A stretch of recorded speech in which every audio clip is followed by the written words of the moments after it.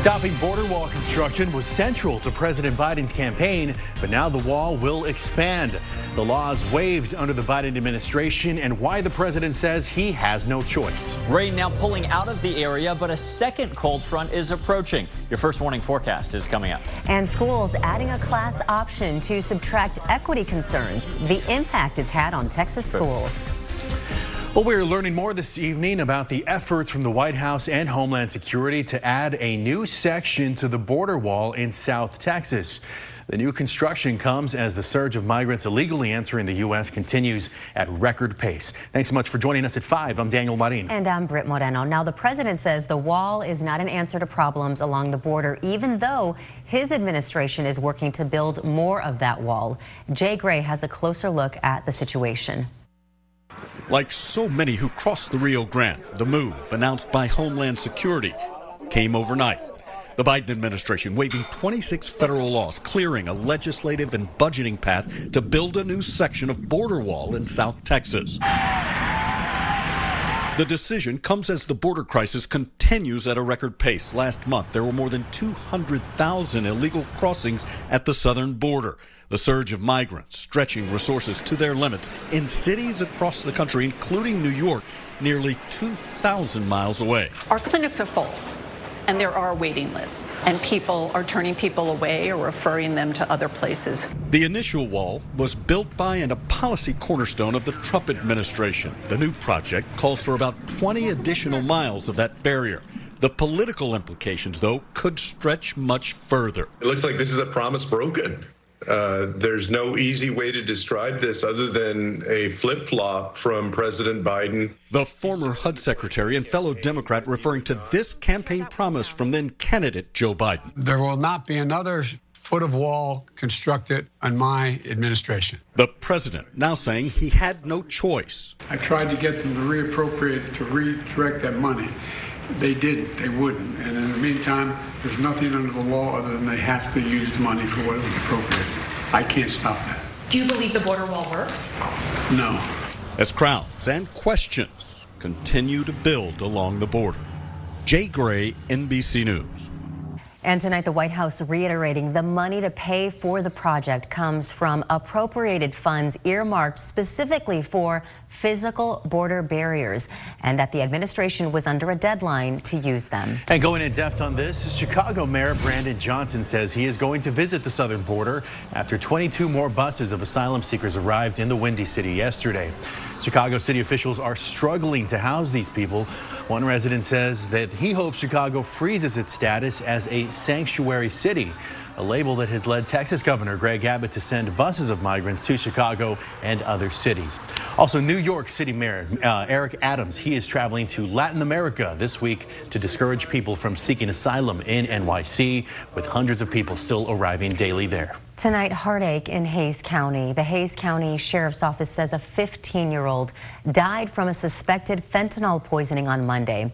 Hays CISD confirmed with us that it was one of their students. Hays County officials are waiting to get the toxicology report back. On KXAN News at 6, we look into what this means for the district after 6 of their students died from fentanyl last year. First warning weather with Chief Meteorologist David Yeomans. After some really wonderful widespread rain and thunderstorms this morning, the rain is gone, but it's still cloudy, and boy, is it cool. Sure, it's a little humid, but we're below 80 degrees right now in Westlake on the Lorenz and Lorenz 360 cam. Some ominous clouds, but the rain, I think, is over with. Notice on the long 12-hour radar loop, a huge complex of storms all across the area before dawn. That rain slowly wrapped up this afternoon. Record daily rainfall for October 5th at the airport. We have never before seen so much rain on today's date. 1.74 inches in a day, beating the old record of 1 inch today back in 1960. No records at Camp Mabry, but this was our heaviest one-day total since May 13th, almost 5 months ago. We still got a ways to go, though. 10 inches behind normal for the year, even including that rain. Coming up, not a lot of rain coming, but we've got another cold front on the way. I'll show you when the temperatures and humidity drop for the nicest weekends that we've seen in months. David, thank you so much. Flights are on time at the airport this evening, but this morning there were major delays getting there. During the morning rain, a deadly rollover crash happened on Highway 71 right by the Austin airport, holding up drivers. KXAN traffic anchor Erica Brennis spoke with frustrated drivers about the time they spent in traffic trying to leave the airport. 71 is stopped as far as the eye can see. It's an ugly mess. As KXAN Today kicked off our morning storm coverage, the delays started piling up on Highway 71 by the airport. At 4:45 a.m., a deadly rollover crash on westbound 71 near Brant Road forced emergency officials to shut down the highway. Traffic in both directions became an issue for miles, and all the alternate routes became parking lots. This is what it looked like for drivers trying to leave the airport. And one thing that's notable too about this is that the crash impacted traffic into those morning rush hour times, as well as Thursday morning airport time. So Thursday mornings, Friday mornings, those are always some of our busiest times of the week. So it was really just that combination of factors with the rain, the time of day, and the time of week for us at the airport for this to have this kind of significant impact on travelers. This isn't the first time a crash on Highway 71 by the airport has created a traffic issue for Austin airport travelers. We're not quite ready to start talking through lessons learned because the event is still ongoing and it's still happening right now. But what we will do is once we resume normal operations, we sit down at the table with Austin Police Department, all of our partners, and look through what worked well and where are those opportunities to improve. For travelers coming in from the west side of the airport, most made their flights, but coming in from the east side, that was a different story. It was a little nerve-wracking, but I'm more concerned about my daughter and her husband coming in from Bryan. We just had good timing, I guess, because we were headed eastbound instead of westbound. In Austin, Erica Brennis, KXAN News. And back in 2020, a young man killed two people in a crash on SH-71 near the airport. Joseph Diaz, who was 21 at the time, was weaving in and out of traffic when he hit a car, killing the driver and the passenger. Police say Diaz told them he was going 70 to 80 miles per hour in a rental car he needed to drop off, fearing he would miss his flight. But investigators say Diaz told staff at the hospital he was actually going 100 miles per hour. Diaz took a plea deal in 2021. A weight loss drug could impact what you buy at the grocery store. Just how many people could be taking Ozempic by the next decade? Plus concerns of a bug infestation in Paris ahead of the Summer Olympics. And a local band underwater, literally how their equipment got submerged and a community effort to help replace it.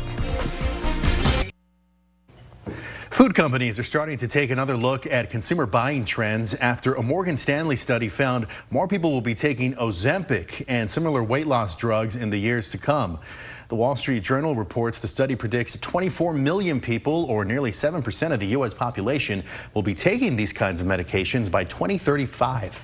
The drugs suppress appetites, and the Journal says one patient told them her family's grocery bills have dropped. Others say they crave salty and sweet snacks less, which could affect the companies that make them. The study also found patients gravitate toward higher quality foods along with snacks labeled portion control, also protein and nutritional shakes. Ahead on NBC Nightly News, the city of light, now the city of bite. Paris is battling a bed bug problem.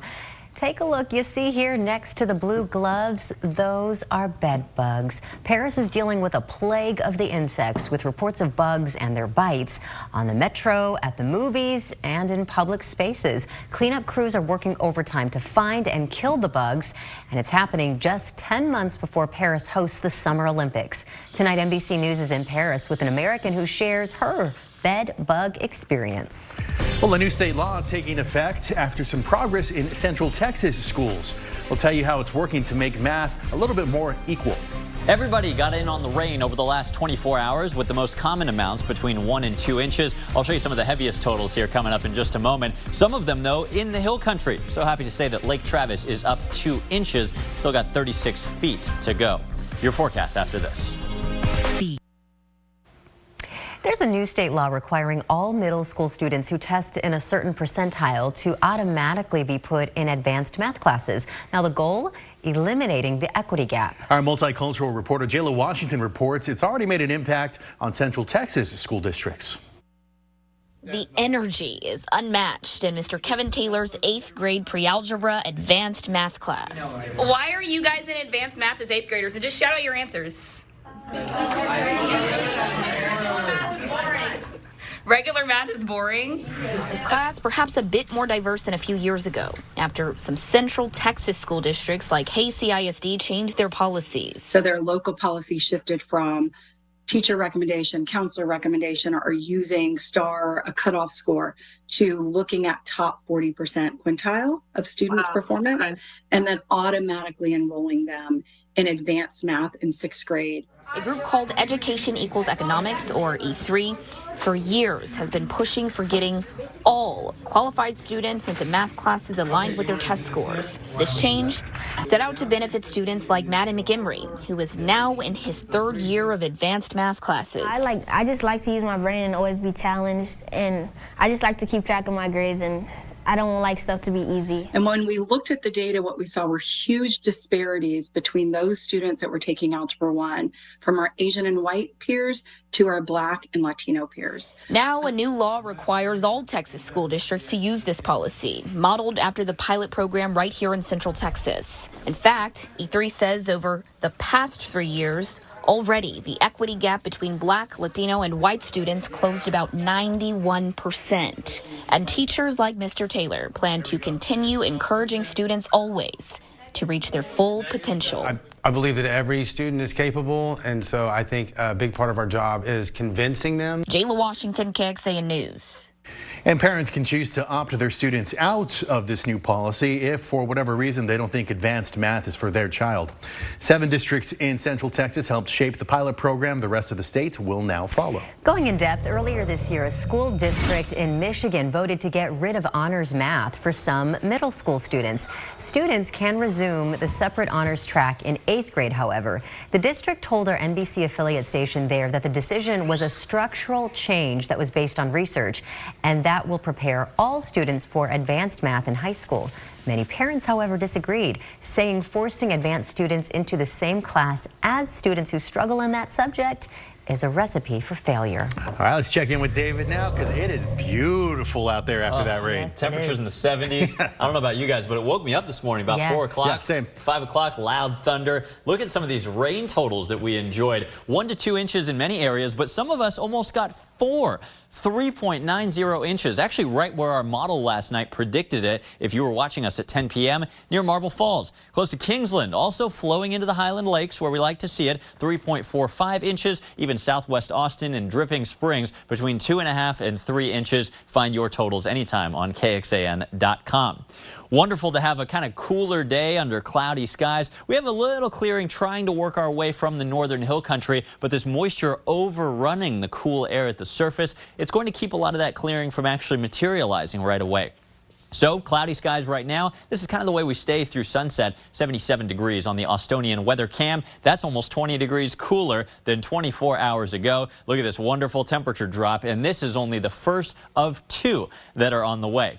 Let me explain. The cold front that brought the morning storms, it is way off the Texas coast now. We have dry and mild weather behind it tomorrow, but then another cold front, this one with no moisture to work with, so no rain along with it. But this actually has some really cool air bottled up behind it. We're in the 70s and 80s behind this first one, but how about this? 60 up in Fargo and Minneapolis, 54 in Montana. This cool air has no humidity with it, and that's going to be what we're living and breathing this weekend right here in Texas.